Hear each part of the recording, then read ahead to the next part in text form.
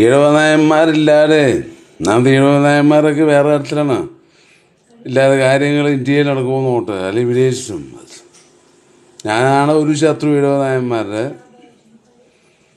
1990 തരത്തിൽ നോക്കുമ്പോൾ, അതായത് ജോർജ് തിരിച്ചു വന്ന് ഫ്രാൻസിന് തിരിച്ചു വന്ന് നോക്കുമ്പോൾ അവരുടെ കോൺട്രിബ്യൂഷനൊക്കെ മറികടന്ന് അവരുടെ ജീവിതത്തിൻ്റെ സർവ്വതയും മറികടന്ന് ഇന്ത്യയുടെ ഭാവിയെ വേറൊരിടത്തിലാക്കിയ മഹത്തായ ഒരു മനുഷ്യനാണ് ഈ ജോർജ് അയ്രൂർ എന്ന് പറയുന്നത്. സുരേഷ് മാള മലയാട്ടോണം സുരേഷി കൊട്ടാരക്കര കൊല്ലം അവിടെ ചെറുതി ഒരുപാട് കാര്യങ്ങൾ ബി ജെ പി നിലനിർത്തുന്നു. ബി ജെ പി വേറെ ചില വഴി കത്തോലിക്ക സഭയുടെ വഴിയിൽ നിന്ന് മാറ്റി, അതായത് ഈ മോഡി പലയിടത്തും പോയിട്ടുണ്ടെങ്കിലും ഇതൊക്കെ മറ്റു ചില പ്രവർത്തികളുമായി ബന്ധപ്പെട്ട് അവരെ നിലനിർത്തുന്നതും കോൺഗ്രസ് ചെറിയ തരത്തിൽ കോൺഗ്രസ് വിരോധിയാവുന്നതും തീർച്ചയായിട്ടും മുസ്ലിം സമുദായത്തിന് വിരോധിയാവുന്നതും അവരുടെ അറിവിപ്പെണ്ണുങ്ങൾ കൊണ്ട് നിറയ്ക്കുന്ന രീതിയിലുള്ള, ചിലപ്പോൾ ഞാൻ ജയിലിൽ പോകേണ്ടി വരുമെന്നറിയില്ല, കാരണം മതപരമായിട്ട് ചില പ്രശ്നം ഉണ്ടാക്കുമെന്ന് അറിയില്ല. ഇതിന് ഞാനിങ്ങനെ ചില ബ്ലോഗുകൾ ഇടണം, കാര്യങ്ങൾ വെളിച്ചത്ത് വരുത്തേണ്ട ചില ബാധ്യതകളൂടെ ഉണ്ട്. അത് എൻ്റെ ഇൻവെസ്റ്റിഗേറ്റീവ് ജേർണലിസ്റ്റിൻ്റെയും എൻ്റെ അനുഭവത്തിൻ്റെയും ചില കാരണമാണ്. ഹിന്ദുക്കൾ തന്നെയാണ് കൂട്ടുവെക്കുന്നത്. ഒന്ന് എന്നോട് ചൈനയ്ക്ക് വർക്ക് ചെയ്യാൻ ഫ്രാൻസിൽ വെച്ച് പറഞ്ഞു. അവർക്ക് ഈ മിസൻസീൻ എന്നുള്ളൊരു സങ്കല്പമുണ്ട്. അതായത് പോകുന്ന വഴി മുഴുവൻ അടൂർഗോപാലകൃഷ്ണ സിനിമ വരികയാണെങ്കിൽ ഒറ്റവാതിൽ കോട്ട, അത് ഫ്രാൻസിലെ ഒരു സ്ഥിരം സംഭവമാണ്. അയാളുടെ ജീവിതത്തിലും ഉണ്ടായിട്ടുണ്ട്, രജനീകാന്തിൻ്റെ ജീവിതത്തിലും ഉണ്ടായിട്ടുണ്ട്, മറ്റു പലരുടെ ജീവിതത്തിലുണ്ടായിട്ടുണ്ട്. പോകുന്ന മുഴുവൻ ഭ്രാന്ത് പിടിക്കും. അങ്ങനത്തെ കാര്യത്തിൽ പോകുന്ന ഒരേ കാര്യം കണ്ടുകൊണ്ടിരിക്കും. അപ്പോൾ എന്നോട് ചൈനയ്ക്ക് വേണ്ടി SNCF എന്ന് പറഞ്ഞ അവിടുത്തെ നാഷണൽ റെയിൽവേസ് ഉണ്ട്, പാരീസ് പറഞ്ഞ ഹെഡ് ക്വാർട്ടേഴ്സാണ്.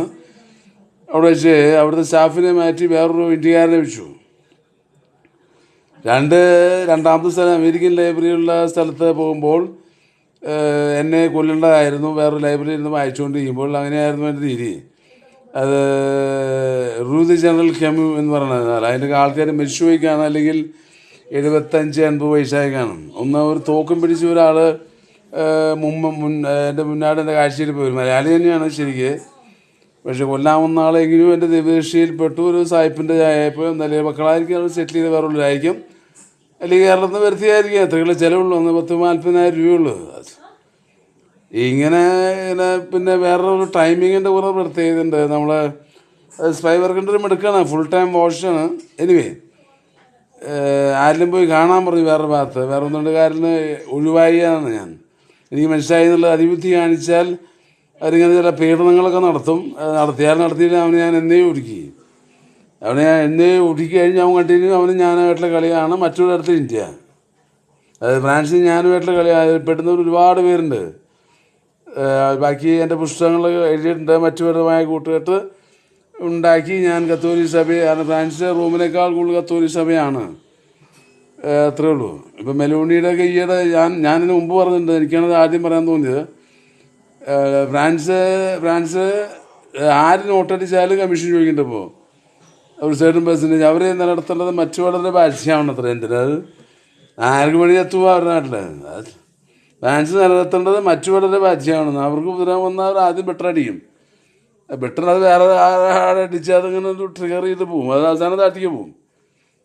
അതാണ് ഈ ഫ്രഞ്ചുകാരുടെ സ്വഭാവം. ഈ ഫൂക്കോ, ഡെറിഡ, ലൂത്താഡ്, ബോദ്രിയാർ, പിന്നെ ഫൂക്കോ, ബാർത്ത്, ഇങ്ങനെ പറഞ്ഞ ഒരുപാട് പേരിങ്ങനെ കലാകുമടിയും മാതൃഭൂമി ഇങ്ങനെ അടിച്ച് വിട്ടും. അത് അവരുടെ പേട്ടുനായന്മാരുടെയും പേട്ടിയിടവന്മാരുടെയും സന്തോഷത്തിൻ്റെ ചില കാശിയുണ്ടോയെന്ന് പണ്ടൊരിക്കൽ എന്നോട് ഒരു സ്വന്തം അനുഭവമാണ് പറയുന്നതിന് അവസാനം അറിയാം ഞാൻ ആരാണ്. ഞാൻ അയ്രൂർ ജോർജ് തന്നെ.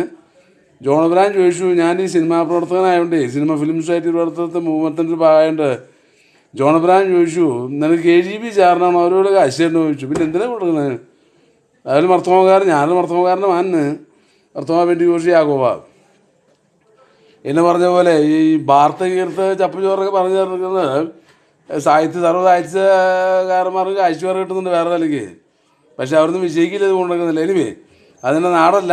കള്ളും കഞ്ചാവും കൊണ്ട് നടക്കുന്ന എയർപോർട്ട് കൊണ്ടുവച്ച് പോലീസിൽ പിടിപ്പിക്കുക ഏത് സാഹിത്യകാരനായാലും.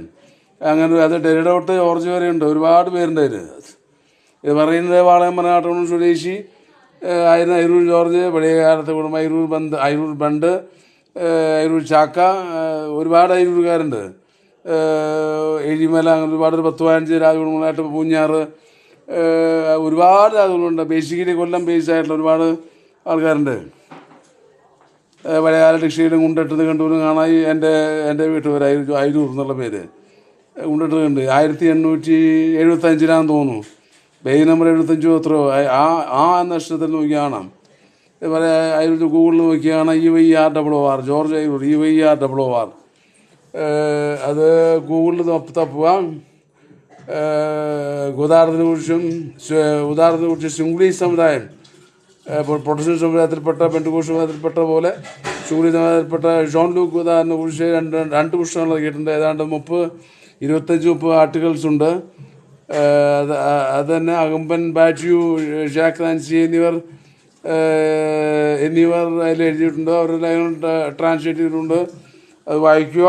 അതുകൂടാതെ മറ്റു പല നോമാലിന്മാരുടെയും മറ്റു പല ജർമ്മൻ ചിന്തകന്മാരുടെയും ലേഖനങ്ങൾ അതിനകത്തുണ്ട്. പിന്നെയുള്ളത് ബെർണാഡ് മേരി കോൾട്ടസിൻ്റെ ആധുനികോത്തര നാടകം സ്വന്തം കൃതി അതിനകത്തുണ്ട്. വിവർത്തനങ്ങളും ഉണ്ട്, സ്വന്തം നാടകമുണ്ട്, സ്വന്തം ലേഖനങ്ങളുമുണ്ട്. Bernard Mary കോൾട്ടസ് KOLTES, Bernard BERNARD, മരി MARI, ബെർണാഡ് മേരി കോൾട്ടസ് എന്നീ പുസ്തകം അതിലും കാണാം. രണ്ടും ഫ്ലിപ്കാർട്ട്, ആമസോൺ എന്നീ e-commerce എന്നീ വെബ്സൈറ്റിൽ കിട്ടും.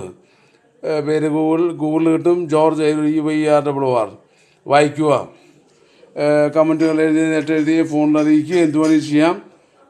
അത്ര തന്നെ. ഇതിൻ്റെ ലിങ്ക് നോക്കിയാൽ കിട്ടും. പേര് ജോർജ് അയിരൂർ EYROR. വാളമറാട് സ്വദേശിയായിരുന്നു. അടച്ചിരുത്തി. സോർബോണിലാണ് പഠിച്ചത്. ഇംഗ്ലീഷ് BA, ഫ്രഞ്ച്, തിയേറ്റർ, ഒരുപാട് കാലങ്ങളിൽ വെച്ചെത്തി.